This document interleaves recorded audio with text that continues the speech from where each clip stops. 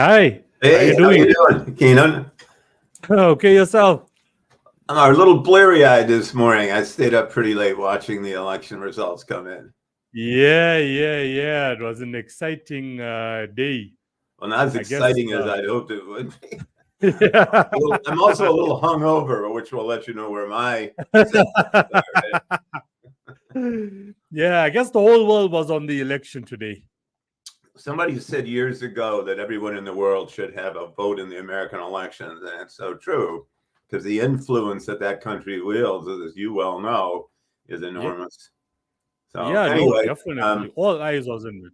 All eyes all was on eyes it. on it. I have a But friend of mine who's yeah, working in, she's actually working with an organization in Gaza. And she was saying, even there, despite the, apocalypse that's unfolding there, everybody's attention was focused on this election because they knew that the outcome would affect them deeply. And I'm afraid that's yeah.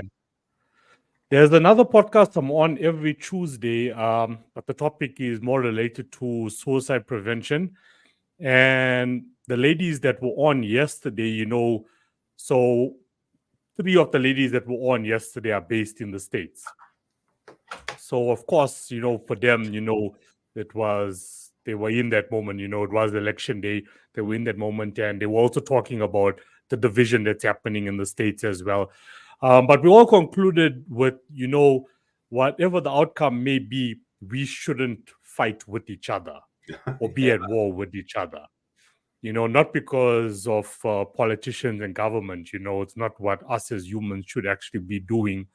We need to find peace with each other and we need to take accountability for our own lives because it starts and ends with us. And what we want to make with our life, depends on us. It doesn't depend on who gets voted into office or who's your government. You know, the it's with government you. isn't us. And I think that's a good So point. Yeah. But on the other hand, I mean, it's like this is sort of one of the themes of my books is that given the sort of global challenges we're facing, it seems like we're fighting more and more instead of finding a common tribal identity. yeah, We're breaking up into smaller and smaller units, which makes it much more difficult to attack these. And this guy, he just inflames those divisions and uses them, uses fear of the other and that kind of thing to generate support for the head chief, the guy who's going to take care of it all. Don't worry, I got it. And so you create fear of the other, and then you yeah. provide a simplistic solution. Yeah. No, I fully understand what you're saying. But we can only hope for the best. Yes, we can only hope for the We can best. only move forward and be optimistic. That's all All we right, can all do. right. I That's like all your we can do. Yeah. I mean, look, we also discussed it yesterday. Wherever there's chaos in the world today, the best we can do is okay, we can't be there physically to actually resolve it. All yeah, we can do is we can, pray about it and we can send love spiritually. We can send love. yeah. And you're That I mean, we I looked can. at some of your music, and the sort of thing you're doing with hip hop and it is, really impressive. And that attempt to, as you say, find some global commonality. And I must say, I'm not a big hip hop fan, right? In full disclosure, but it's a real global phenomenon that is pulling, Yeah. young people together from all over. Yeah, no, on that note, all I'm doing is I'm bridging the gap and I'm just now bringing opportunities to artists who would never get certain opportunities following the traditional system, going through record labels who are not even signing artists anymore. The whole industry is changing, the world is changing. Yeah. So, it's all I'm trying to do. Actually, just before I came on, one of my associates in the States, he just sent an opportunity for us to be on a track with Eminem. I'm not sure if Oh you're familiar no, with that's Eminem. cool. Yeah. So that's a huge Eminem one, given that. he grew up 8 miles from where I grew up. Yeah. So my entire life, I've always been a fan of Eminem. So Wow. as my local associates. So before I could come on, I just sent them a voice note, dude. This has just popped up. This is something we need to discuss. We can't lose out on this opportunity. It will be costly and so on. But let's see what we can pull off, in the next 2 weeks. So I'm just trying to Cool. you know, give these artists opportunities, because I just feel there's too many people out there in the world, and I'm not going to put it down just to the music industry Exactly. who up on themselves too quick because of how the system has always been. So I'm just trying to change, that narrative that, look, you can do it. It's going to cost you time, money, or both, but you can do it yourself and you can make your dreams a reality. And the same is true in writing as well. And as I'm sure you're well aware, there's been a certain democratization in publishing with the self-publishing business. We had 4 million books published last year, and Wow. 2/3 of those were self-published. So trying to work your way through that jungle is pretty difficult. It's for me, and I think for most writers, certainly not all, but my interest is in getting what my perceptions of the world, to share those with people, and a lot of what you were saying too, and a lot of my is trying to break down those tribal identities and finding our commonalities that allow us to deal with the existential threats that we all face. My medium is more the written word than singing, which is a good thing, because otherwise I would go broke because I can't sing worth a damn. I can't play a musical instrument either. Isn't that shocking? That's shocking. I used to try to play the harmonica, but even that one, I was hopeless. Yeah, we can only try. We can only try. What's the worst that can happen? You know what I mean? Like, there's only people who are so scared of just trying, because they're scared of that failure before they actually try. Try. If you fail, doesn't work out, you move on. That's it. At least you gave it a shot. You gave it a shot. When I was working in Africa, I was so awed by the kora and some of the traditional instruments, but I did kind of hold my own on the drums. I could handle that one. Maybe I should stay, in that arena. Yeah. So just on your last point there, when you were mentioning about, the self-publishing, like whether you a self-publisher for a book or you're a self-publisher or distributor for your music, it's become more easier than it was 20, 30 years ago to do it yourself. It's just much more harder. Yes, there's less red tape. And because of that also, it's becoming more and more flooded as well, which makes it harder as well as an independent in the space to actually, sell your work. But you just have to keep going. And for me, I believe there'll always be challenges, but if you're really passionate about it and your heart is in the right place, you will find some channel, to go down with your work, that'll make it worth it in the end. As you know, that's why I'm on your show, because you're providing that forum for people who may, aren't in the big 5 publishers or, attached to one of the big music companies. And so people like you and your kind of podcast make these individuals and their work available more broadly, available to people who wouldn't otherwise know about them. Yeah. Thank you. I appreciate that. At least I know I'm doing something good with the podcast. But anyway, I think that what I'm finding anyway. I have as you can see, I'm probably not your usual demographic. I'm not. I would say, let's say I'm 75 plus, but I've been in the publishing business for a long time, writing a number of different books, and I've had about 14 or 15 in print. And the difference between this last book took me a while to write, and the difference in the industry now between the book I had before this is enormous. And that the number of there's no reviews anymore, so everything goes through podcasts. And if you put on something like urban fantasy podcast, there's 1,000 of them come up online, right? So then it's bewildering. And so I think I saw the other day that the average book published on Amazon sells 200 copies. Well, hopefully you're not, staking your kids' future on that, because it's really, really hard to make a living at, right? It always has been, but it's even becoming more so now. Yeah. I guess, like a lot of the artists are consulted as well, who are battling financially, while pursuing their creative dream, is, try to look for as much side hustles as you can, to to cover your overheads, like your living expenses, your livelihood on a month to month. Another guest I had last month, we had a laugh about it, is like, okay, if you're going to focus on your music. So he was actually an artist and he was a musician as well, literally like an artist. And he said the obvious thing is get a job, get a job, do the job, do the 8 to 5, the 9 to 5. After that, focus on your craft. Don't use the excuse of, I can't financially sustain myself. That's why I can't pursue my dream. That's what I was like, some of it. But I love having all demographics on the show because you've got the experience, you got the wisdom. And with that experience and wisdom is going to do so much for the younger generation. So I love having all demographics on the show. That's very kind of you. I mean, I hope that's true. And I do think there is something to that. I remember reading that culture, as we know it, really didn't occur until people lived long enough so that grandparents survived.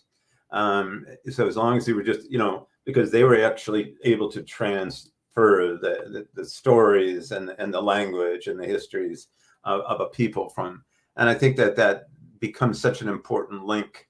And it is true, I think I do bring in a certain perspective that a younger writer wouldn't.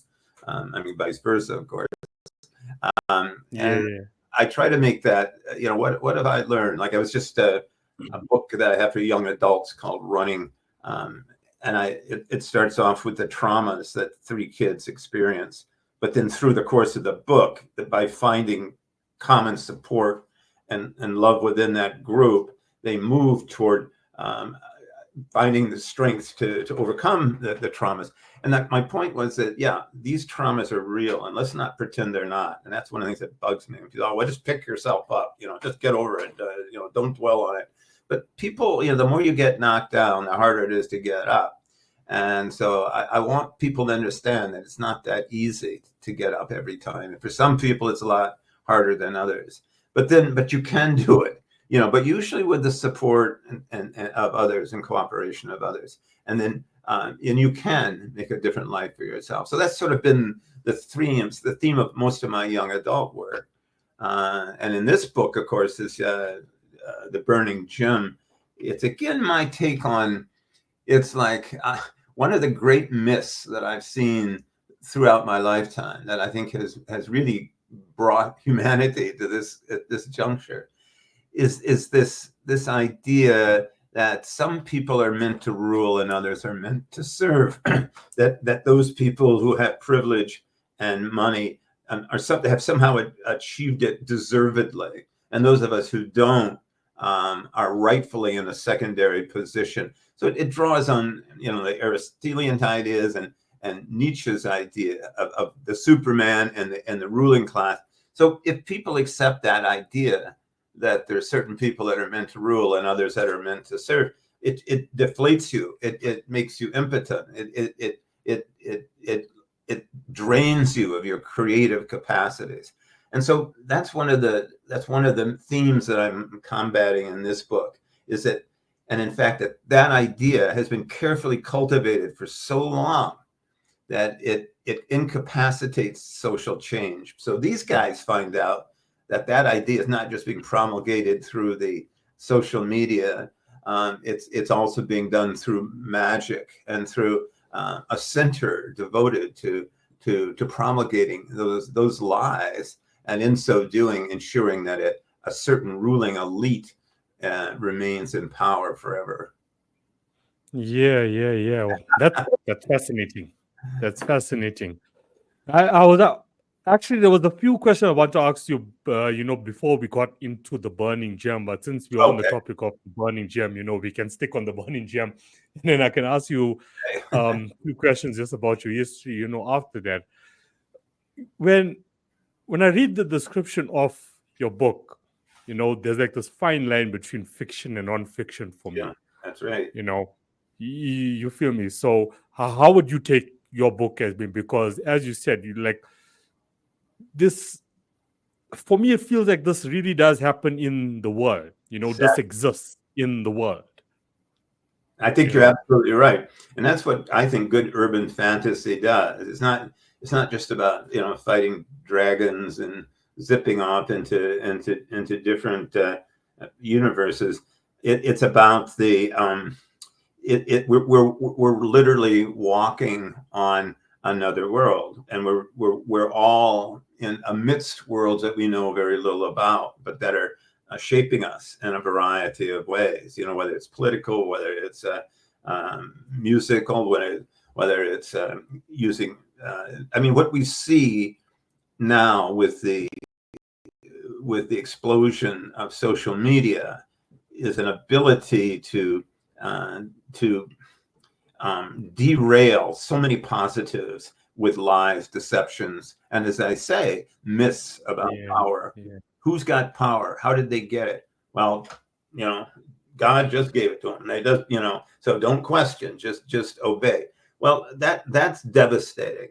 And so I think that that is the kind of issue that we need to all reflect on. And, as I say, ultimately find that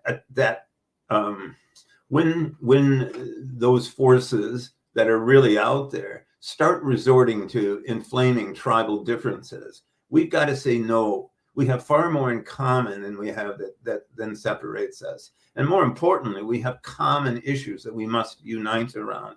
Carl Sagan, he was a scientist and also an astronomer, but he had a great line. He said, human history can be viewed as a slowly dawning awareness that we're members of a larger group. We have broadened the circle of those we love. If we're to survive, our loyalties must be broadened further to include the whole human community, the entire planet Earth. The choice is clearly the universe or nothing. And I think that it's a stark choice that we face. Either we're going to continue to remain atomized as individuals in little groups where we feel comfortable, and we feel that, and the other people then are sort of our enemies. Many, at least, and I'm not sure in Africa, but in many Aboriginal communities in North America, the tribal word, like Inuit, for example, means the people. And that's what it means. It means the people. So presumably, if you're not Inuit, you're not a people. You're not one of the people. It's the ultimate expression of us and them. And so this goes way back. It's an ancient tendency, I think, toward tribalism that we simply have to overcome. And I really like, there's a guy I'm reading who is making a point of that, looking at the research on that. But he says that what we need is the greatest marketing campaign in history to project a new model meta tribe, Team Human. Don't you like that idea of this sort of meta tribe where we identify first and foremost with being human and what we have in common before we start to emphasize our differences? I so agree with you. You're 100% right. And the question that always comes to mind is why don't people get it? The world is becoming more conscious, but the majority still don't get it and are still so easily influenced. And what you said about social media, now your reach is further. So whether what you're saying is true or not, you're still going to get that reach, and it's going to influence thousands of more people. Exactly. And I'm suggesting. So the question was just why? Why? And that's exactly right. No. First, your suggestion. I want your suggestion on why? How do we? Get this. How do we get this right? How do we get here, and how do we get out of it? The essence of my book is to say it's so clearly not in our self-interest to act this way, right? To treat everybody as a potential enemy, to act with greed, to bury our generosity and compassion. That's obviously not working.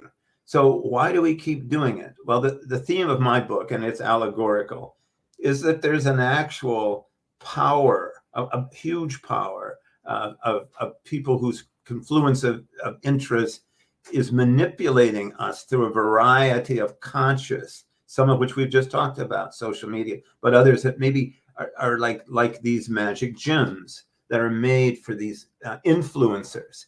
But what it does is enhance their own sense of aggrandizement, of greed and of influence. So it makes them more arrogant, less capable of bridging the gaps, and more convinced of their own specialness. So that, I can do it, but anybody can do it if I can do it. Well, maybe you had advantages other people didn't have. Let's not go there. Anyway, so that's the kind of idea. Why? Is it possible we just haven't evolved far enough, fast enough? Obviously, that's probably the scientific explanation. But I also wonder if there isn't some, well, I'm pretty sure that there's a socioeconomic force that encourages the dissemination of the fear of the other, and the idea that people who, let's say, are wealthy deserve to be wealthy, and those who are poor deserve to be poor. And it's a kind of a natural condition that we can't do anything about. It's beyond our control. But we know that poverty is a human construct. It's something that we've created and we have to solve. Yeah, like people get comfortable, right? Yeah. People get comfortable. That also stops them. So once you get comfortable, like in a specific certain lifestyle, you feel like you can't actually go further than there.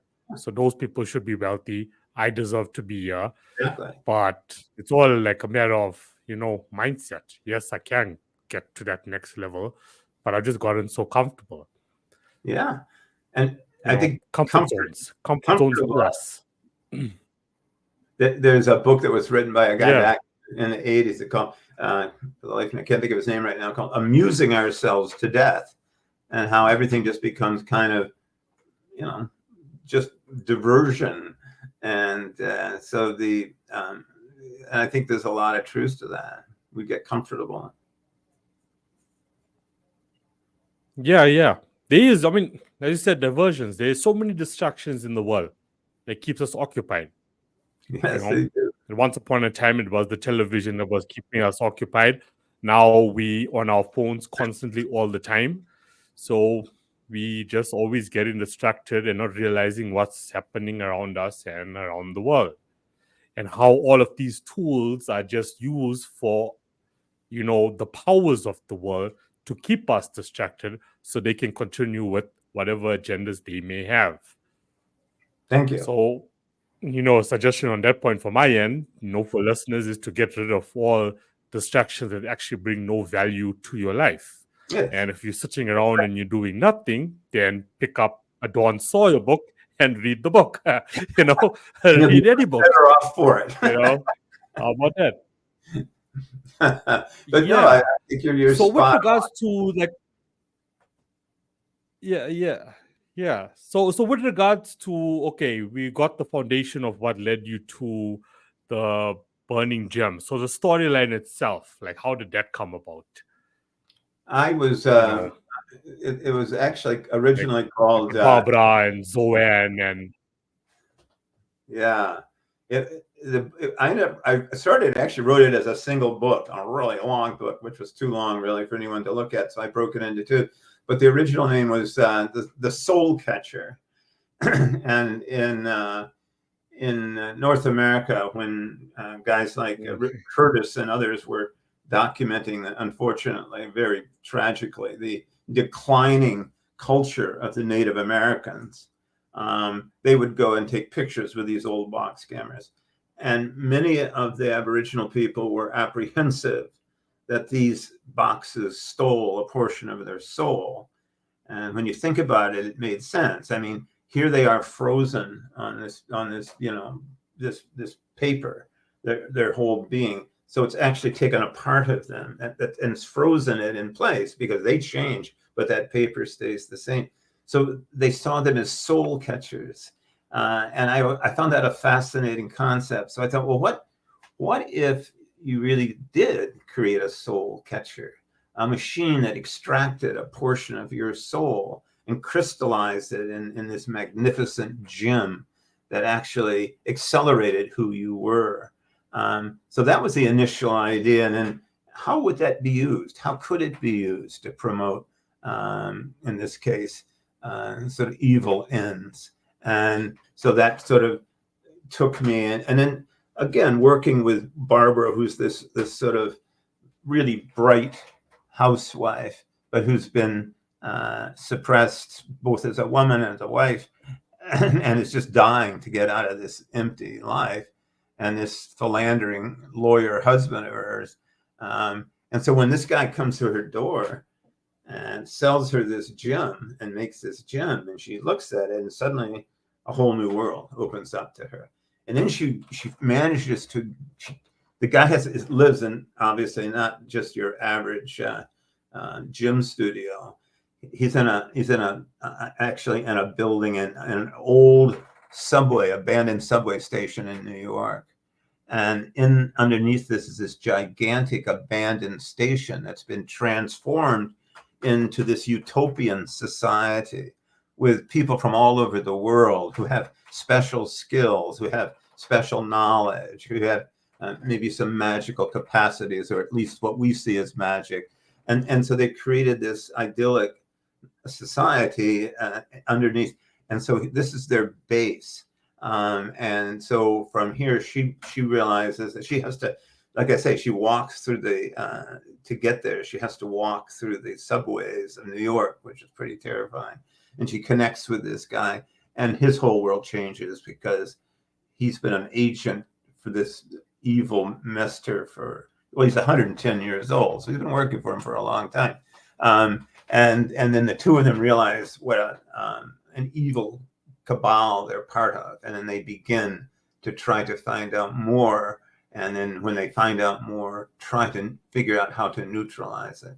It's a pretty exciting story, but I think hopefully it also makes people think. Definitely. I don't see how this cannot make people think. As I said, with me just reading the basic description of the book, I was already thinking, between fiction and non-fiction. I'm like, no, this is no, I feel like this does happen, in the world. When you were talking about soul catching, I was thinking about Harry Potter. Uh-huh. I'm not sure if you've watched the Harry Potter movies, like Voldemort now, how he split his soul up into different pieces. How many? And that's how he actually kept himself. Yeah. That's how he actually kept himself alive. That's right. I did not take my idea from Harry Potter. No, definitely not. Definitely. I'm just joking, but yeah, there are lots of parallels to that idea because, well, first of all, what's the soul? But if it's the essence of who you are, even thinking about that is pretty interesting, right? Who am I, and what represents me? Yeah. So to take this bit of your soul and think about it as like a little generator that enhances those qualities that you have. There's the former president of Uruguay. His name is Pepe Mujica. Wonderful guy, great. But he has a great saying. He's in Spanish, which I'm not even going to attempt. But he says, "Power doesn't corrupt. Power simply reveals your true character." And I think that's a really neat concept. And so these gems don't corrupt, but if you're corrupted, it enhances that. But also if you have telepathic skills, it enhances those. So that's what we're dealing with here, is this array of gem holders who come to and as he tries to unwind this, it takes him to Budapest in Hungary. And Budapest is always this kind of mysterious, dark city, sort of with the the ghosts of fascism and the ghosts of the Soviet era still hanging around. And these ruin bars are ancient mansions that were abandoned mainly during World War II, largely by Jewish residents who fled. And these they were just sat there for years because under the communist regime they didn't do anything with them. But then, like in the 80s and the 90s, young people just said, "Screw it, we've got no place to go." So they didn't squat in these places. They turned them into these incredible bars, and so they would have little rooms and these ancient bedrooms would have a few tables and they'd have a bar downstairs. They had one I remember we went into, and there was a Volkswagen in the main parlor. Everybody's sitting in there and drinking beer. And it was just such an interesting concept to me of taking this place and they're always kind of dark and spooky. So I set part of the book there in one of these ruin bars in Budapest. So it was a lot of fun to do. Yeah. And how long did it take you to actually put the book together? God, I hate to admit it. It took me like 8 years, but I wasn't working steadily. I started off, and then after the 2016 election, my wife and I moved back to Canada. We were living in the States at the time.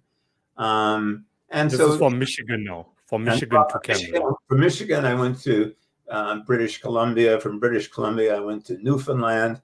From Newfoundland, I went back to Michigan. Then I went to British Columbia. So I worked in a lot of different places. But when we retired, our daughter is director of the Youth Empowerment Project in New Orleans, and we wanted to be closer to her.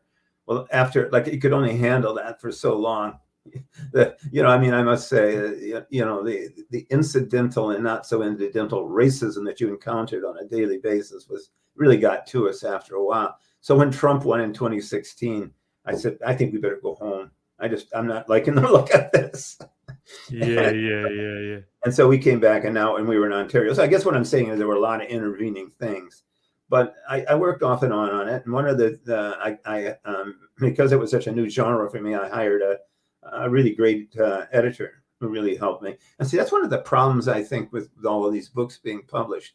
I mean, I like the idea of more people being able to publish, but at least when there were certain gatekeepers, there's a quality of editing, at least, that you had to meet. Well, that's not there anymore, because anybody can publish anything. And I mean, you must find that in the music industry too. So I hired a really great editor who really not only helped the book, but helped me become a better writer. But not everybody has the resources to do that. So anyway, that took some time, and then I decided to break it into two. And then as soon as I did that, I had a couple of publishers interested, and here we go. And now I've got a sequel coming out next May called The Tunnels of Nice. Yeah. Nice. Yeah, there was actually a quick story. So this is actually a while back now, about 2 months ago. So in the local newspaper within my area, there was this lady. I think she was probably in the early 20s, and she was actually she attempted to commit suicide. So there was a lot of trauma and so on going on. And the media did an article on her because she was a passionate writer and she wanted to actually publish her own books, but she didn't know how to go about it. Huh. So I was like, okay, cool. I reached out to her family because the distributors that I use for my music can also distribute books as well. But of course, now, digital only, and if you want printed, that comes at extra cost. And I reached out and I said, okay, I'm willing to. Of course, goes back to the editing, of course, you have to find someone. It's good to have someone to always double check your work, be writing a book or you're putting a production together in the music industry. There has to be someone who's going to say, okay, you know what, this sounds perfect, or why don't we change this because it's going to be better. You have to have those. And the sad part about this girl is once the first email was sent, the family reached out, they gave me thanks, they said they'll be in contact. Till date, I haven't heard from them. Heard from them. Yeah, I haven't heard, from them what's going on. So it's also a situation, that part of being a writer, or even if you're in the music industry, there's some people that are just, there's no push, there's no push to actually get it. And even if people want to help you, it's easier not to do those things than it is to do it, right? I mean, you're offering, what a wonderful offer. Hey, we can talk later, right? I'm just joking. But I mean, I think you have people much more qualified than I am for that. Well, I mean, honestly, like I say, I have hired a publicist, and he's doing a great job, but it really is a jungle, and trying to get your book recognize and get it, and things I didn't even know. Kino, I don't know if you know that there's a major magazine that all it does is review book called Kirkus Reviews. Well, I always thought, well, it's just you'd submit your magazine or your book, but you have to pay $450 US just to get your book looked at. And this is the way things are now all over the place. So, small publishers don't have that kind of money. And so the promotion that's available for them is very limited. So that's what I say, again, the kind of thing you're doing can really make a big difference. But that is interesting about that story, because I think some people, you're right, it's just, you've got to push, you've got to push. And if you're going to be a writer, oftentimes it's a lonely process, you've got to push it. My feeling is you got to have a story you really want to tell. That, I can't imagine a piece of writing like a ghost or anything like that. I mean, that's what drives me forward. Maybe it's anger or maybe it's admiration, but it's something that I really want to write down, to celebrate, to articulate. And so if you don't have that passion behind your writing, why bother, right? Yeah, that was the word I was going to use. If there's no passion behind your work, it's not going to make sense at the end of the day, and it's not going to make sense to the reader. Absolutely. Couldn't agree. That's how I feel when I read a book, Like you can read a book and you can say, okay, you know what? There's passion behind this. Yeah. One of my best authors is James Patterson. Oh, yeah. I'm sure you're familiar with James Patterson. Like, I love his books. I love thrillers. Yeah. But I mean, any one of his books that I've ever picked up and, you read, okay, there's a lot of passion in it from start to finish. So, I mean, it moves the same. Being a creator in this day and age, to interact and build that intimacy with your audience, whether it be readers or whether it be listeners, they have to feel your feelings as well while they're reading that book. They have to feel it. They have to feel it.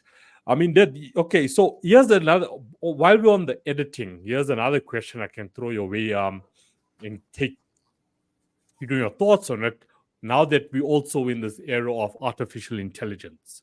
So I can type something out, and I may not be a good editor, but I will use ChatGPT.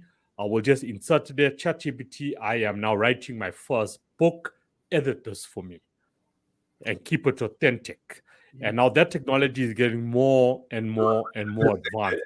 So how do you feel now that being integrated also now into your industry?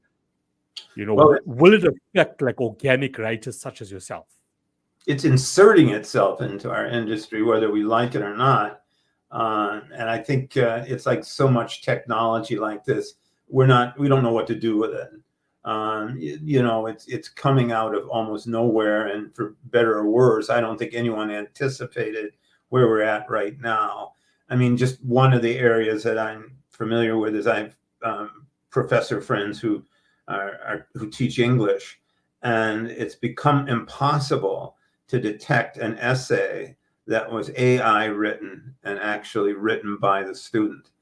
They can program it so no more than 3 words from any other source appear together. So there's no way of detecting plagiarism.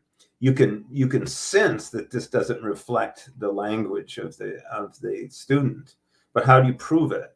So that's just a small one, because it's not small, it's big, but it's not like. But what we're now seeing literally are books being written, and you can actually dictate what style you want it written in. I'd like to write this, and then you put in maybe 50 specifics, and I want it written in the style of Barbara Kingsolver, and bang, out it comes. I mean, and all it's doing, of course, is drawing on all these other books and pulling plot bits here and character bits there and all that. It's dehumanizing, quite literally. My sense is, like so many things, it'll never replace the passion. Whatever AI has, it's not passion, and that will be lost in the process. And so the writing that's generated by machines at some level will read like writing generated by machines. So that's my hope. my hope is that the essential human element that makes a book compelling, make it feel human with the compassion, that will never be replicated. And so there will always be a place for real authors writing real material. But it's a good question. Yeah. One that everybody's wrestling with, for sure. Yeah, and there's so many companies. I wouldn't call them companies, like you can call them, like they're just individuals, they're developers who are creating all of these AI platforms that can create an ebook for you in 5 minutes. And I'm like, Like that. and here's you who has taken your, so much, like, even though it took you 8 years with the burning gem to get it done, but I wouldn't have expected, like, anything. Like, there's no author that I've ever spoken to in my life who said, no, in 6 months we had a book done. No ways. It's always years, and now we got these platforms coming up. Okay, write your ebook in 5 minutes. Type in your topic. Type in your topic. Right. Boom, it's there. And if you want to go in, edit a few words, boom, it's there. One of there's another podcast I listened to that's around the music business as well. And what the guy said, even though AI within the music industry is growing, like I've also tested out a lot of tools, within the music industry, using AI within the music industry. And there's some material that comes out really good and people are like really digging it and they're listening to it and so on. But what he said is where AI won't get it right, which is, something that you mentioned as well, is that, you're not going to have that feeling and that passion is not going to be there. You're not going to feel it. People listen to music because they want to escape whatever may be going on in their mind in that present moment in time, whatever emotions they may be feeling. So when they're listening to a specific artist or they're reading a specific book, it's to find some sort of connection with that person. So AI is not going to give you that connection. It's definitely not going to give you some techno music. I listen to techno music and I go, wait a minute, I don't know what that is, but it doesn't speak to me, quite literally, And I think some of the AI is the same way. I concur with that. I mean, it worries me though. Like I was on another podcast and the woman had asked us to send in our vitaes. And so there were 4 of us on the panel. And so my vitae came up in a poem form. And geez, it was amazing. I was so impressed. And she said, I did this on AI. You know how long it took? I said, no, I have no idea. 1.3 seconds. So she fed the material in, said she wanted it to come out in a poem form. I think she even said what, I don't know, let's say, E. Cummings, I don't know. And 1.3 seconds later, she had this thing. I mean, that's kind of terrifying. And it's like so much of technology that we're already talking about with social media. All of these things could work for the interests of people as a whole, but too often they're used by the elites to maximize profit, reduce labor, but not labor for the laborers, labor costs, for the corporations. So we keep hearing about how 40% of jobs could be replaced in the next 10, 20 years, right? By artificial intelligence. So wait, well, okay. Now, if that technology belongs to the workers, I'm going to use it in a way to sort of maximize my free time, to make sure that nobody is fired who isn't properly compensated. That the wealth that's produced is equally distributed. Oh no, the technology is in the hands of the corporate masters, and they're going to determine how to use it, and it's going to be to maximize profits. And if they have to fire 60% of the workforce, tough, you're on your own. I think that's really, I think we're missing that. It's like technology has the capacity for to be beneficial or not. And this again goes back to, as long as that elite, that sort of ruling elite can convince us that, okay, we know what we're doing, leave it to us, we got it, you guys just shut up, mind your own business, then I think we got problems. We have to be willing to critique those kinds of things and think about them. Yeah, we have to be responsible, as far as possible when it comes to technology. Like, keep a balance. Don't lose your credibility, from being like organic. Yeah. Which is something I also tell artists as well. Like, use AI where it can benefit you in certain areas, but don't use it completely, to complete your full project. Don't do that to yourself, you know. And there's a lot of artists and creators out there that just want to monetize all their work. That's all Yeah. they're really worried about. So they'll just go like full on and using AI. And like on your topic, what you mentioned now about jobs, I actually mentioned this last year in a podcast because I put a list together. I think there's about 30 jobs in there Yeah. that AI will take over within the music industry. Yeah, I've And I've seen just this been stuff. warning people about this. These are all the jobs. And if you look at all of these jobs that are labeled there, is literally all the key figures within the music industry. And that led now into what was happening now with the top 5 record labels in the world who are laying off people and so on. And I'm like, guys, this is why. Because they don't need you anymore there. What It has made you? nothing to do. I get so like I laugh when I get like, so I'm always keeping myself updated on what's happening in the music industry on a daily basis, and then you'll get like this notification that Spotify or whoever is laying off people because of financial concerns. And I go back onto the podcast and I'm saying it has nothing to do No, financially. You know, it's to they just don't need maximize you anymore. profits of Spotify. Yeah, yeah, Period. And if yeah, it hurts and people, yeah, and you know better than I, but even now, if you have a song played on Spotify, I just was reading it the other day, you get something like 0.0014 cents. I mean, it's, I mean, you get nothing. yeah, Uh, nothing. and so yeah, all of this technology, who it works for, who it profits, literally, is totally dependent on who has control of it. And unfortunately, I think again, it's very hard for for example, let's say the musicians that you're talking about who are being let go and that kind of thing. If they were in charge of this technology, they would use it very differently than the record companies, for example, or Spotify. They would use it very differently. They wouldn't try to put people out of work. They would try to find how it would enhance and increase and maximize profits for the whole. And in my book, the market is it's a collective, a giant cooperative where although everybody's working individually, they're also supporting each other in this. And so the profits are maximized for the whole, not just for the individual. It seems to me that's the only way out. As long as we, have just this emphasis on individualism and tribalism, we're screwed. Yeah, yeah. So what would be like your advice? And I'm sure now this is where like your personal experience comes in from like having like a complete like writer's block, for people out there, for writers out there. Like how have you overcome that throughout your career?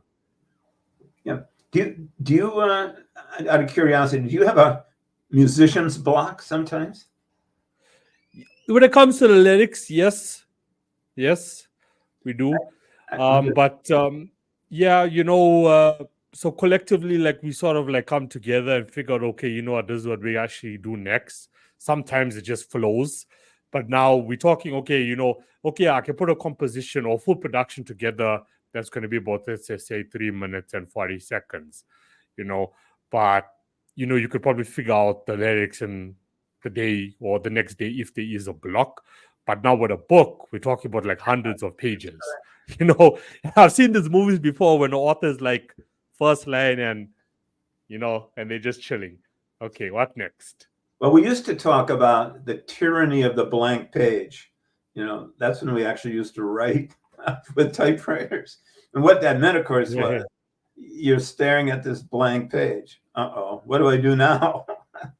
You've yeah, got maybe you've got an idea and you've got to go from A to Z, but only using words. That's pretty intimidating. So how do I do that? Now, of course, we talk about the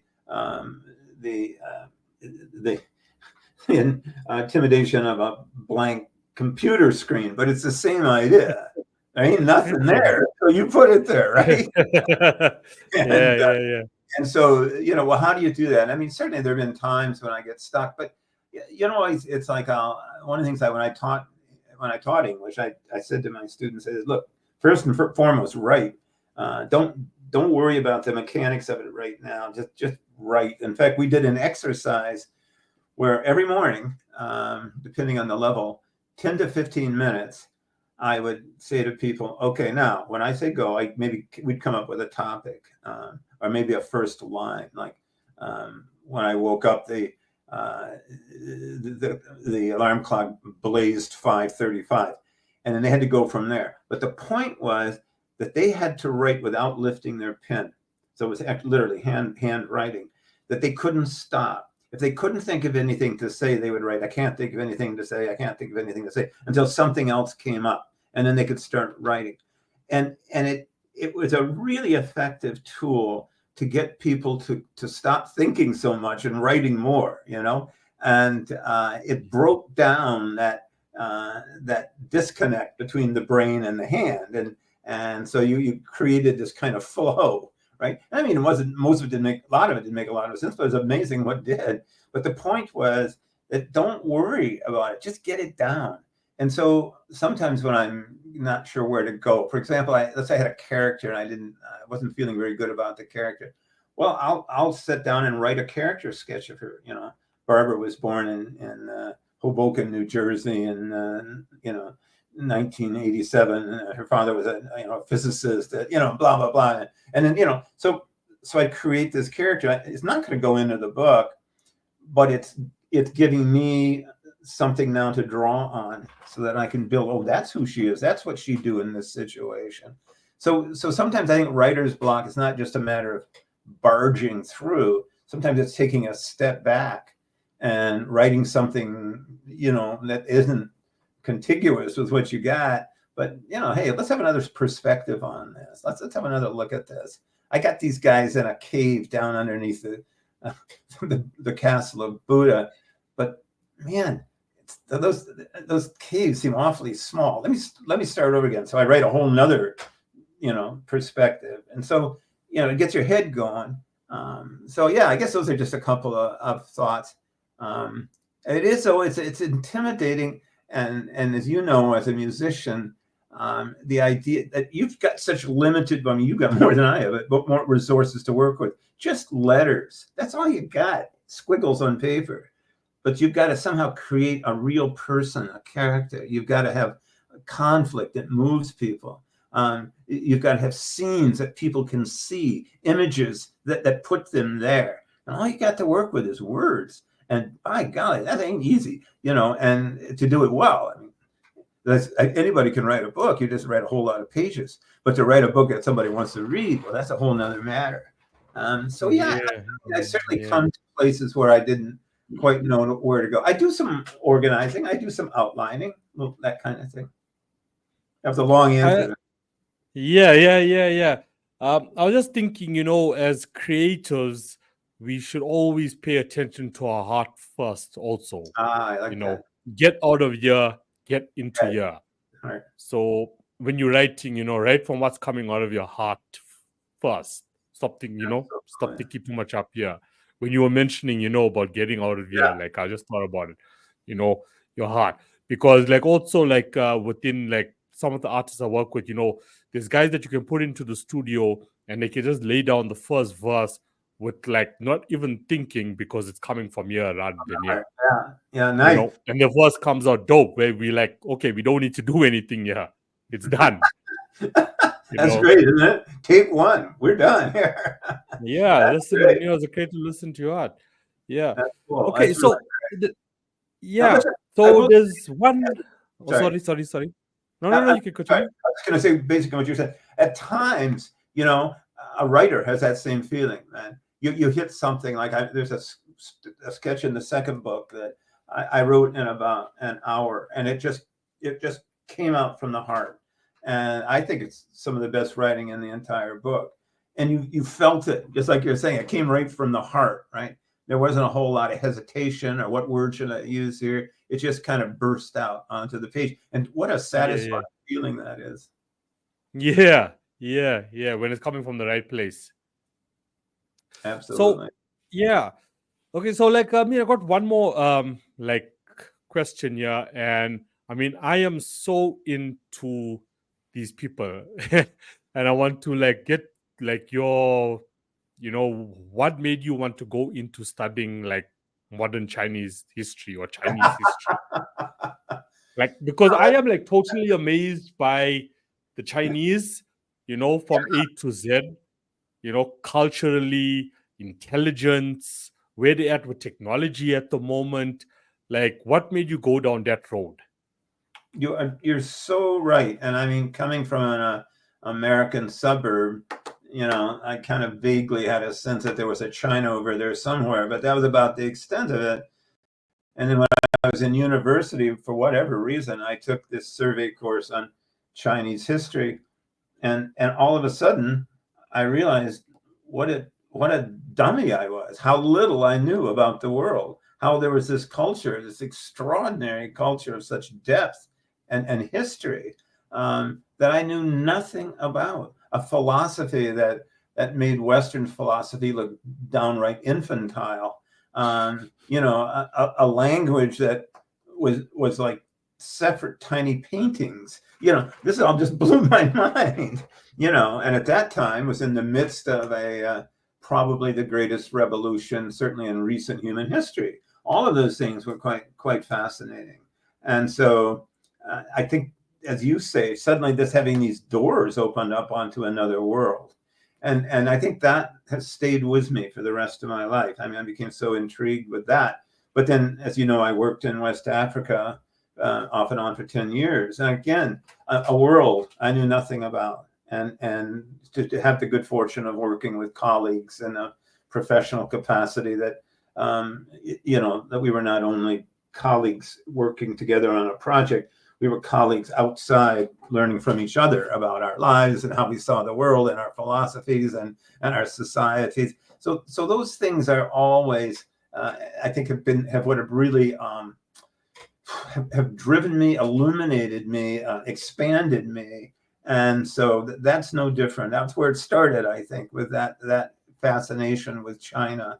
But it's reflected in these books too, and again, where people from different cultural backgrounds come together to fight a common evil.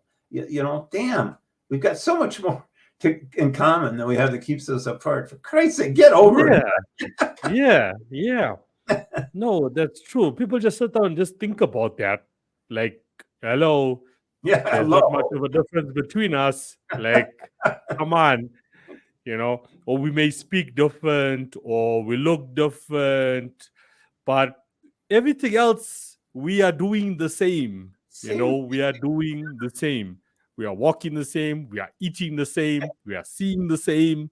But we're eating the same, but we're eating differently. Isn't that neat? Let's look at how you eat and what you eat. And yeah. Learn more about each other. No, definitely. From each other. Exactly. Yeah, exactly. So I see you as someone who is probably going to be writing for still a very long time. You got a sequel coming up, but I'm sure you've got like a lot more. I don't know. It's a feeling I'm just getting here. Kino, I gotta say, to be brutally frank with you, I don't have a whole lot of time. I mean, I turned 77. But I'm going to write as long as I can. But you're so full of energy. Even at 77, you're so full of energy. Well, let's see. That's what matters. Let's see if the energy can override my next heart attack. Let's. But you're right. I mean, I do feel we just got back from Spain. We had 2 weeks in Spain. I mean, yeah, nice. Okay, I went to Spain a bit, but what I came and I can remember Jan saying, "Gee, it kind of feels like we were never there." And I said, "No, it doesn't feel like that at all." I feel we were up in the Basque country and looking at the urban design and the culture of the Basque country. I feel enlarged. I feel genuinely different than I did. I now have a better understanding of the world, not just academically, but experientially. I'm enriched by this, and that stays. So yeah, I mean, I think that I want to stay vital and alive like that, and be open to new ideas. On the other hand, I'd love to get back and see my friend Alpha Jallo in the Gambia. And I miss that. I miss those friends too. And I'd like to get back and do that. There's so many things you want to do, so little time, So Yeah, tell me about it. Does traveling help with your writing though? Do you love to get out the house, or have you ever written, while you're in other countries? Have you ever done writing in other countries? Has that helped with your creativity? That's an interesting question. To be honest with you, I think the advice that your guest the other day made, which was get a job first. Yeah. That sort of defined my writing, because I worked as a teacher and an educator, all my life. And so I was writing when I could. Like, for example, I put my kids to bed at 9:30, and then I'd go up and write from maybe 10:30 to 12:30 and go to bed and get up, and and so you grab time when you could and on the weekends. But so that made it hard to write. My first book was written when my father had cancer and I went back to be with him. But I also had a lot of time on my hands. And so a friend of mine encouraged me to write about our first teaching experiences in a remote part of Canada called Newfoundland. And I had the time to actually focus on it and do it in a continuous basis. And so that was a real blessing. But now that I've retired, yeah, I've got time, and I'm looking forward to doing more writing. Yeah, no, definitely. Like when it comes to our passions in life, till the last day. That's how I feel. Till the last day. To the last day. Yeah. Have the a last day. fully out kicking, right? Yeah. Yeah, no, like even for myself personally, like when it comes to the composition and so on, and when we're busy with production, like the beat composition and stuff is done mainly on my end. I like it gets hard when you're always working in the same place, and that's just for me personally. So like in my studio here, like if I'm starting off with a project, like maybe I can probably finish half of it, and yeah, okay, I can finish the whole project in the same studio, but I'm gonna need just time out of here for a week of not focusing on the project, come back, finish it off. But That's you're how not I feel are you writing when you're out? Are you just thinking? You're just absorbing while you're out, right? You're not. Yeah, or maybe get busy with something else, like I'm that type of creative, like start the project, okay, cool. Let me leave it here where I'm at the moment now, because maybe my head is not in the same space. I've been in the same studio for a couple, good days, and just get busy with something else, because I mean, the industry is so diverse these days, especially if you're an independent in the music industry. There's so many other different tasks that have to get done. So when it comes to the creative work, I feel I need to start with it, then get busy with some other stuff for a few days, and then come back to it. That makes sort of helps sense to me. I when I was thinking about it, have I actually done writing when I've been traveling? And I realized that I journaled. I've written sketches when I've been overseas. Just sketching things down. And so I was thinking, I've never really written a manuscript, but I'm always writing, and for future reference, right? I'm drawing on that information, and it's amazing how much of it, so I guess I'm always kind of writing in my head and on paper, as I travel. A friend of mine who's a poet, he was working at a truck factory, assembly factory, and he would, as ideas came to him, he'd write them down, and said at the end of the day, he'd pull out all these slips of paper of things that he had sort of jotted down, and build them into his poems. But I think you're right. I mean, so I talked to a guy yesterday. Well, the important thing is that you write every day. And I'm thinking, well, I don't know. I don't write every day. I want a day off. Yeah. Also see that I don't want to keep you too much more longer. Also see that you also have your heart set on climate change as well. Well, shouldn't we all, eh? I mean, one of the things, and that's what I say. Here we are as a human species facing an existential crisis, and what's the best we can do? Do we fall back on old tribal divisions, or we're not going to do anything until he does something, or guys, step back. This affects all of us, every human being on this earth. Let's think about what we need to do collectively to save us and to save the other species we share this planet with. And that I find really frustrating. When you might have seen that I worked on a program in Jamaica, a climate change action program for Jamaican youth. And that was so gratifying. And these young people responded so well. And what we really were creating was change agents, young people as change agents at the community level. And it was a really neat program. Unfortunately, the government changed not too long after we implemented the program, and it never fully took off. But they're working with these young, vibrant, committed, aware young people, and to see what their capacities were to affect change in the community. That was what we stressed, was that this isn't something you do to people, it's something you do with people, and to their benefit. That was a really, really, and I guess I still see it as a model for how we need to go forward collectively. We don't do climate change to people, we do it with them. Up here, we've got this lunatic discussion over a carbon tax, and a small carbon tax on gas. Oh, well, our taxes are already too high. It's going to make, well, okay, I get that. But it's like, okay, if you don't do something, what do you get? That's where we have to respond somehow and in some way. And it's probably going to mean some sacrifices on our part. But we're also trying to sustain an unsustainable lifestyle, right? Not everybody should have a car. Like when we were in the Basque country, we went to Bilbao, beautiful city. But what they've got in public transit, they've got a metro, an underground. They've got a sophisticated bus system. They've got dedicated bike lanes with lights. They have wide walkways. You can walk everywhere.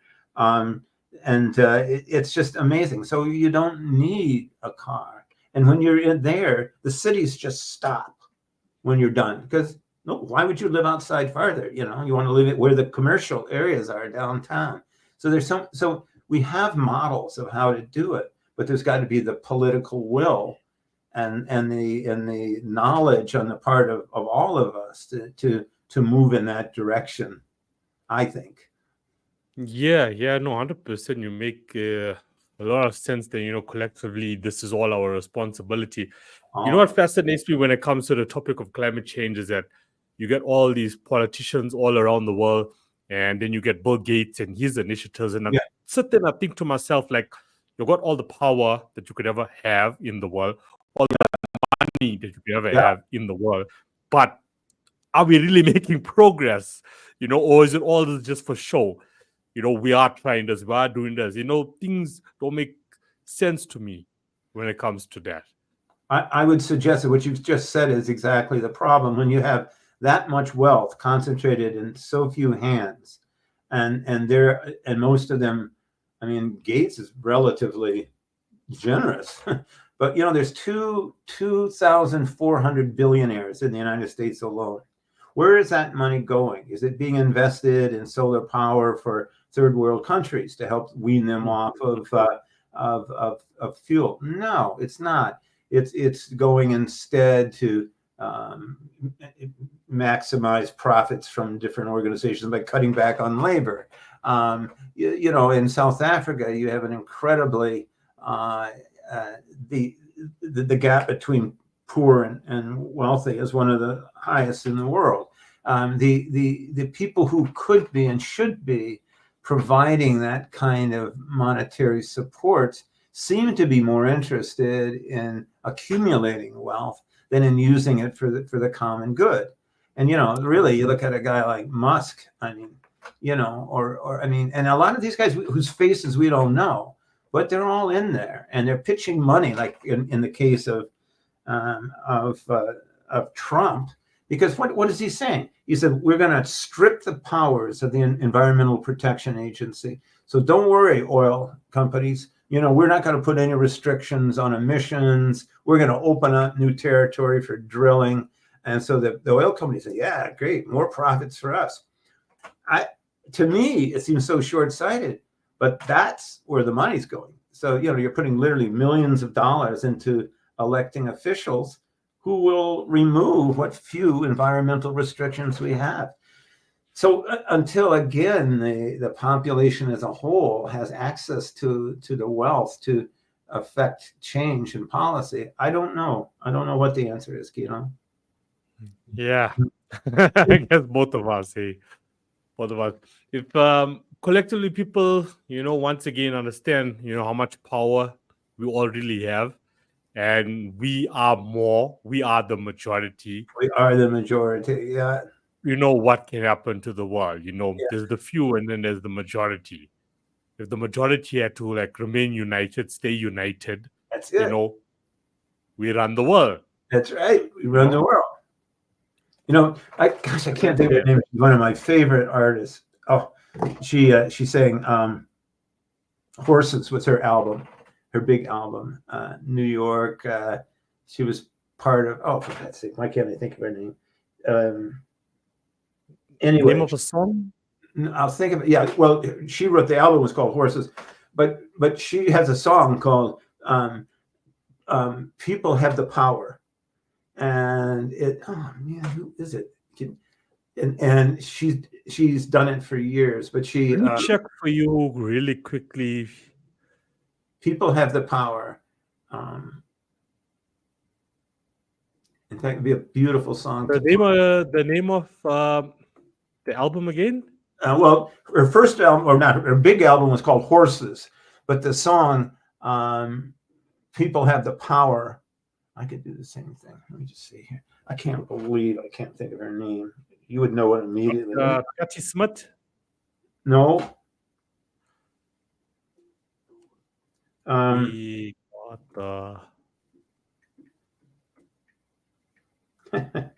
This is embarrassing. Nah, this is what the show is about. Organic. Good. Okay. Well, she sang Patti Smith, for Christ's sake. Patti Smith. Patti Smith. That was the first one that came up. Yeah. Patti Smith. Patti Smith, and she's got People Have the Power, and man, when she does that with a gospel group, you're just blown away. There's like 500 people singing it with her, and for a minute, you believe that people really do have the power, right? And if you ever have a chance to play that video of her, it was done maybe 5 or 6 years ago. Do, because it gives you hope, it gives you spirit, and it convinces you that we do have the power. And that's what I think. That's what this book is about. We do have the power, but we're trained to not believe it, not to believe in ourselves, not to believe in our collective capacities. And so we need more Patti Smith singing. That's her name. Yeah. People have the power. So yeah, no, 100%. You're right about that. And that's what, once again, anyone in independent space, whether you writing music or whether you're writing a book, write something that's going to also empower the next person to be like, yo, I've got this power as well. I can do something. Definitely. I feel that should be a responsibility to all creators out there. That's why we've been placed here on the earth. That's why we do what we do. So let it mean something at the end of, the road, your journey. Your journey. Build legacy. And I will add to that, because I'm a teacher as well, retired. Teachers need to do the same thing. They're artists too. And they need their kids to come out feeling empowered, capable, that they're competent, that they're able to contribute, and I think we don't do a very good job of that. And instead, we often make kids feel inadequate. We compare them to others, and you're not as smart as he is, and all that. Every kid needs to come out with a sense of their own capacity and their own ability, and my capacity to help change the world, to make it a better place. Yeah, just like every singer and every writer. Yeah, I guess that's just how the system is designed. In South Africa as well, it's like the whole mandate is to keep you stuck in a mindset of training you just to be a worker for the system at the end of the day. It's not teaching you how to innovate, to be creative, to think outside the box. No, If you fail, it's a problem, it's the end of the world, But in order for us to progress, we have to fail first so we can learn from those mistakes as well. Goes back to the same with that exercise that you told, the students to do. Is just write whatever's whatever's coming. It doesn't have to be perfect. Doesn't have to be perfect yet. I'm all about, just starting something, whatever the project may be, and you perfect as you move along. Stop stressing and getting overwhelmed about, getting it perfect in the start, and this needs to be there, that needs to be there. Just start. You can always change it, right? But get started. Yeah, get started. Get started. And it's one of the things that, like I was saying about, I'm not just joking about that. Like when I was working in West Africa with my colleagues in Ghana and the Gambia, it was a program to train rural community development workers. I mean, really at the grassroots.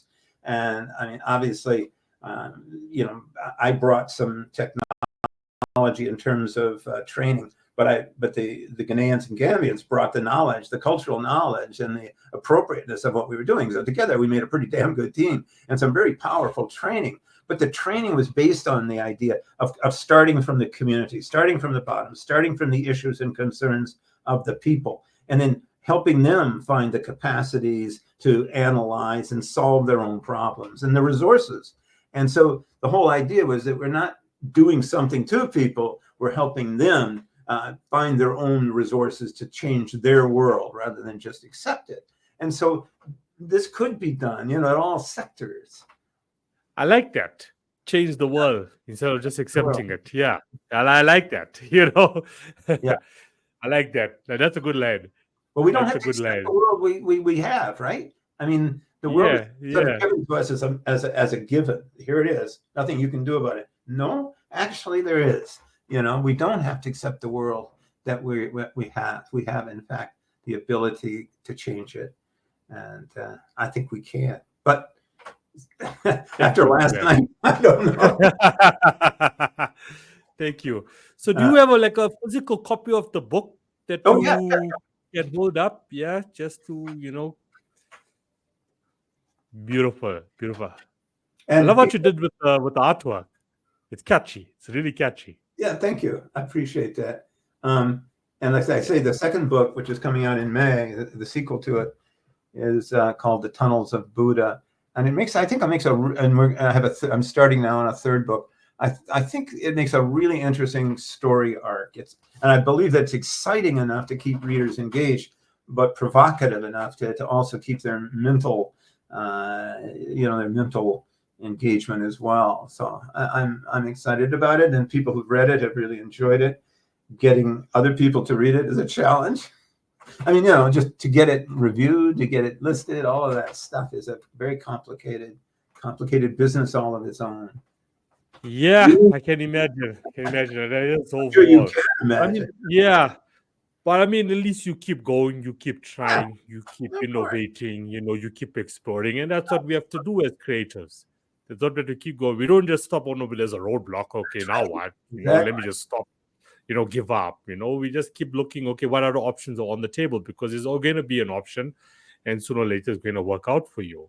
So your book is available online as well. I'm sure it's on Amazon. Yeah. And if you like Don Sawyer books, if you just go on www.donsawyerbooks, you'll get to my webpage. But I saw something the other day that said available on the online bookseller of your choice. I mean, it doesn't have to be Amazon, like most bookstores now have. So, or your bookstore can order it. It's distributed through a major distributor. But I mean, I just love to see some, and I'm really, really pleased to be talking to you in South Africa, because I really am a global citizen. I know that sounds kind of arrogant, but I mean, it's the way it should be, right? And then to be able to talk to you about this in a long, long way. Yeah. it's really quite fun.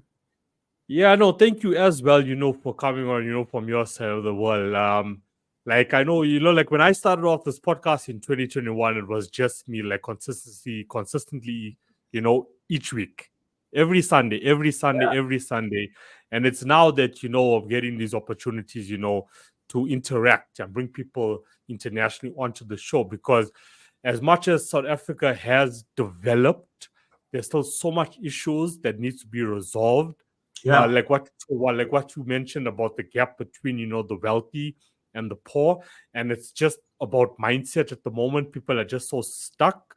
So I want to use this because it's not like I was born like with a silver spoon in my mouth, or I came from a wealthy family, or it was all easy. That's why I can be on this podcast.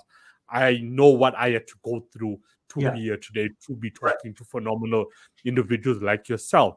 And for you to come on and to share your knowledge and experience and advice, I'm just hoping, that can actually empower people as well. That the world is massive.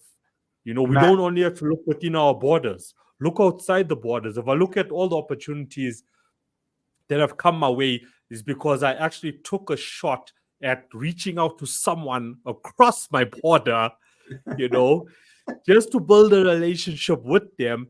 And that relationship leads to, another relationship with someone else. And that's how your network just starts to grow. And that's the way we break down these stupid tribal divisions. We talk to one another as human beings. One of my best friends, he and I, he's in the Gambia, and fortunately we Zoom, and I met his family lately. I hear his chickens clucking, and it's like we have a connection, and we can maintain that, and we don't have to be isolated, and we don't have to fear the other. A famous anthropologist once said there's a difference between discomfort and danger, and I've always found that to be really, really useful. Like let's not be so risk averse that we don't reach out, we don't take some chances. Sure, some things are dangerous, don't do them, but make sure they really are dangerous and not just a little uncomfortable. Like what we were talking about earlier on, what's the worst that could happen? What is honestly the worst thing that could happen? Let's learn from each other. Let's grow. Let's learn from each other. Yeah. If there's one thing I've learned in my years, it's exactly that. Let's learn from each other. And the broader the spectrum of people you're learning from, the broader your knowledge, the broader your way of understanding the world, and the less narrow and the less parochial you become. And you look at somebody and say, well, they're sure doing things differently than I would. By golly, not necessarily worse, just different, Yeah. And to me, that's and you come to respect people for who they are and what they are, rather than what they're not. Well, they're not like me. I mean, this has really been fun. I really genuinely enjoyed this. And it's this was great. To conclude, one narrative I'm also attempting my hardest to change is we need to convert our mindsets from competition to collaboration. Yes. Let's stop competing with each other. No matter which industry we're in, stop competing with each other. Let's collaborate. It's like writing as well. There's so many authors coming together these days, and they're putting their own book, together by themselves. That's what we want. Collaborate. Stop competing. Yeah, absolutely. And as we do that, then we encourage collaboration on all fronts, where we find what we have in common rather than what keeps us apart. Yeah, remember 100. what so this is what this whole idea that we're going to work for a meta tribe, Team Human. I really like that. Team idea. Human. Hashtag Team Human. Yeah. Hashtag Team Human. Yeah, let's get that argument. This guy, I can't remember his name right now. I probably got his book around here somewhere. His argument is that, we probably have inherited some kind of tribal instincts, as we evolved over a million years, to see somebody, like there's that famous story that this guy said, he said, well, those tribes who saw strangers in their territory and said, oh, look, new friends, let's have them over for dinner. He said, well, those people, that tribe is probably no longer in the gene pool. So, at some juncture in our lives, being, hostile to the other might have made some survival sense, but now it makes none. It all it does is destroy us as a whole. And so we've got to get beyond that, but take whatever tribal instincts we have and extend them to the whole human species. Now we're talking, you know. Let's pass that down, let's pass that down. And I make mean, that was an issue in the, like, okay, so I'm also a professional DJ, and that was what was happening with like that part of the industry as well. Like when I started off, because a certain DJ will reach a level, but they're not putting their hand down to bring up the other guy. It's more like when the other guy is coming up, we're kicking them back down. And I'm like, no, we need to lift the other guy back up. If I reach this level, let me attempt. But the guys who are willing, if you're not willing, out of my control. But if you are willing, and if I reach a certain level, I'm going to assist you to get there to the best of my abilities. What you were saying earlier about, that, I mean, you worked hard, absolutely, but you had people helping you along the way. Some of it's luck, some of it's being in the right place, some of it's certainly talent, and it's your personality, but there were also people who helped and encouraged you and give. I mean, if we could all look at it that way, but a lot of these guys, it seems to me, and certainly I've seen it with writers, so I'll go with that, are so arrogant. They said, "Oh, I did it on my own. I didn't need any help. Why should I help anybody else?" Well, first of all, you didn't do it on your own, you arrogant prick. and second of all, show a little generosity and kindness, and that'll go a long way to creating a society where we think about others rather than just ourselves. Be humble. Be humble. Always be humble, because you never know what life can throw, at you tomorrow. Absolutely. Today you may be on top of the world, and I did all myself when I'm here, all because of me. That's tomorrow, the world throws you a rock, and you at the bottom, and you got no one. Help! No, didn't help. Exactly. So be humble, because at least you know that if tomorrow's a bad day and I get knocked down, there will be someone that's going to help you back, help you up. And just one footnote to that. Also, when we see people who are struggling, we don't know their stories. We don't know what traumas they've experienced. We don't know what obstacles they're trying to overcome. And just seeing people with compassion and empathy, it seems to me, rather than arrogance, and is a hell of a good place to start. Yeah, especially in this new world that we're living in now. There's no room for ego, and there's no room for arrogance. Absolutely not. Now we're in that era of humility, of kindness, as you said, empathy. That's the area, especially as the creative, to grow in. If you have that behind your work, you will win. I don't know when you'll win, but you will end up winning. You will win. Well, you're certainly going to win. You're going to be a happier person. You're going to be, I mean, look at those nasty, arrogant twits out there. Are they happy? No. I mean, they're always competing. They're always scrambling. They're always, watching their backs so somebody doesn't grab them. Like, right? And so 100%. You're gonna win. You will. You're a winner. If you treat people right and you treat people kindly, you're going to win in terms of your own spirit, your own heart. Yeah. So one more thing, is your book, is it just hard, or is it also a Kindle version on Amazon? Yeah, there's a Kindle version. I mean, there's the publisher is Castlebridge Media, and it's also there's a distributor as well. But it's on Kindle as well, and I'm just really pleased to have it out. It's like we were talking about earlier. For me, I write because of a passion, and this was a story I really wanted to explore. I really wanted to get this gritty. These are two kind of just not normal, of course. The guy's 110 years old, but just kind of people who are looking for a life of meaning, who come up against this seemingly insurmountable, monstrous evil, this machine, literally, and what do they do with it? And I wanted to say, look, as long as we're allowed for them to make us feel powerless, there's nothing we can do. But once we begin to take that power, as Patti Smith said, then there's nothing stopping us. And even though all kinds of things stop them, and there's lots of battles and people die and all that, their courage and their determination and their goodness sort of propels them forward. Yeah. That's a story that needs to be told, Well, I'm glad there's a Kindle version, it makes it easier for guys like me to actually, get the copy quicker and actually read it. It would be great if I look you did. forward to that. Yeah, I look expect to forward see to a that. surge in South African sales after. Yeah, if I can get these people to read, Well, if I to can read anything. yeah, Really, if I can, like my focus is like in that lower to middle class. So if I can get them to start, once again eliminating all of those distractions yeah, that the world and the powers have thrown at you, and start investing in actually reading books. just to be reading books. That's it. Absolutely. Yeah. I couldn't agree with you more.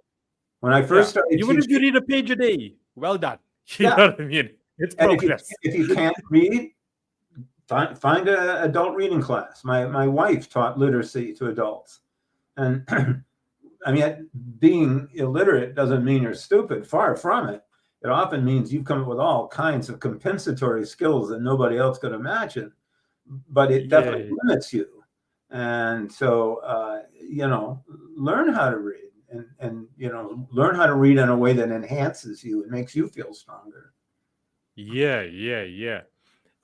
Something just came to mind now. Do you know a platform called Online Book Club? Yeah, I've seen it. Yeah, I have. Uh-huh. Yeah, that's also quite huge. Like I was on there. How I came across it was they, like they pay people to review books and so on. Like $5 to review a book. I can't remember how I signed up with them, but then that's how I got started with them. So there was a book. I read the book. I gave it a proper review. They pay you for that. So also something to look in, and also like your personal profile. Also, like if you set your goal to read like 100 books by end of 2024, you can put the books there that you've read, and it monitors your progress. So it's also quite a cool platform. Yeah, I'll look that one up because as you know, I mean, there's so many of them out there. You don't know what works and what doesn't work, and sometimes, as a writer, you have to pay to have your book reviewed, which sometimes is all right. In fact, I'm glad I paid you for that review. I hope you enjoyed the $5.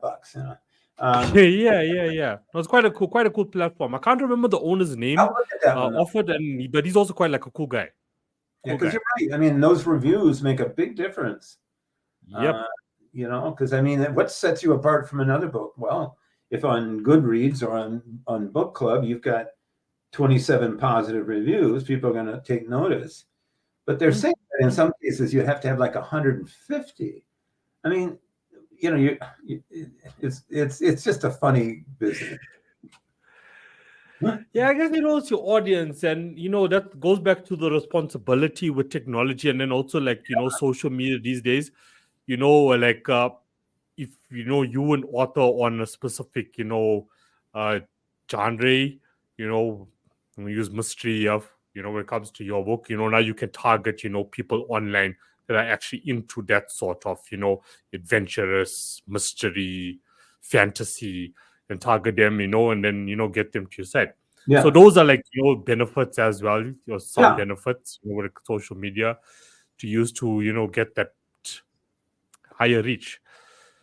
Yeah, you're quite right. And I say, fortunately, I have a publicist who can sort of kind of wind his way through that swamp of what, and what. The jungle. I'm too old out there. Kind of thing. Yeah, the jungle. Well, at least you know what they got you here today. Yeah. And this was a phenomenal conversation. Oh, I really enjoyed it. It's just so much fun just to talk to like-minded people around the world. It's sort of, particularly a day like this, it reassures me that there are like-minded people around the world pushing in the same positive direction. Thank you very much. Exactly. Yeah, with the same mandate. I thought about this. When I started with guests, which I mean is now 3 months now. That an agency reached out to me and we're like, we want to put guests on the show, and now now it's authors on the show. And after each episode, I should always think to myself, like, this conversation was supposed to be about music, right? But it goes into something so much more bigger than that. Much, much more bigger than that. And now you can see how many people there is actually out there has the same mandate out to. Yes, music is a component of what we do. Writing is a component of what we do. It's But not we all have a bigger mandate. what we do. That's a really, really good point. Yeah. But I Yeah, also bro. want to say that some of that is because of you, Kino. You're really a good interviewer. You encourage people to go outside of the box. It was fun talking to you. Maybe that's the most important thing. Yeah, but I mean, credit back to as well, there wouldn't be a Kino if it weren't for also people like, Dons of the world as well. Well, to share your it'll be expertise, different. because one thing like about me is I admit that I don't know it all. Yeah. I don't know. There's people out there that know much more than me, that have much more experience than me, that can share more than I possibly can. And that's what, this podcast is for. So as much as we, empowering and educating listeners out there, I'm also getting empowered, course. by having a conversation with you. How And to me live as my well. life better, how to go about my life better. Yeah. That's what it's all about. How fun, I'm not going out there, oh no, Kino knows it all. No, not at all. And you know so much that I don't. And so maybe sometime I'll have to interview you about that, because I have a lot to learn. No, but Don, it's been a pleasure. Thank you so much for coming on. I know we had that whole time zone confusion on Monday, but thank you for making the time to come on today. It's been great. And I'm looking really forward to Maybe we should do like reading China, your whole book. Have only one Sorry? time zone. Maybe we should do like China and have only one time zone. Even though they cover 5 time zones officially, they only got one. Yeah. No, but it's been great. It's really been great. And I mean, I wish you all the best. I wish you all the best with the sequel and all your future projects and that's coming up. It's going to be great. Keep doing what you're doing. Thank you so much. I really appreciate it, Kino. A lot of fun. Take care. Thank you as well. Yeah. And hopefully in the future to come, we will have a chat. We will have a chat. I'd love what I really love to do is come. I'm sorry, where are you? Are you in Johannesburg or Cape Town? Yeah, Johannesburg. I'm in Johannesburg. If I ever get to South Africa, I'd love to come into your studio. Yeah, no problem at all. And this is all I also love, a relationship on a podcast shouldn't end, the moment I press stop recording. It shouldn't end there. You're right. It shouldn't there. There was also a band, no, not a band, sorry, she's actually a singer. So she was actually talking about doing a tour in South Africa. Apparently there's a promoter that actually reached out to her to come. I'm like, cool, let me know. Where it's going to be. It'll be like a once-off because you're not so familiar or you don't have a big audience in South Africa. But I am willing to assist you with promoting you in South Africa, and not something I'm saying I'm going to charge you for, but, I'm going to help you. Yeah. Cool. That's what I want to also. And she's like, wow, okay, that'll be quite awesome. And probably when she's here as well, we can do like, a proper live podcast with us in the same room. I'm like, yeah, game on, let's do that. That's neat. Good for you. And what a neat and way there's also you're using media. I mean, again, exactly. We were talking earlier, media can be used in lots of ways, but look at how you're using it and how positively you're using it. That's great. Yeah. And it also worked vice versa with a rock band that's based in Miami. They were like, because I told them, like, like when I watch these movies like Bad Boys and so on, I'm checking out Miami and how cool it is and, the club life and the party scene with the DJs and so on. And they're like, okay, Kino, when you're in Miami, hit us up. We're going to get you. So this is what it's about, This is what it's about.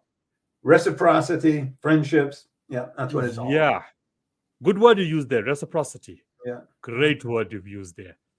But Don, thank you so much. Please enjoy the rest of your day. Thank you. And we'll definitely chat again. Thank you for being such a great host. I really enjoyed it. Yeah, so thank you. I appreciate the kind words with that. Thank you for being such a great, how do interviewee? Is that right? Yeah, that's right. Is that right? Go ahead. Interviewee.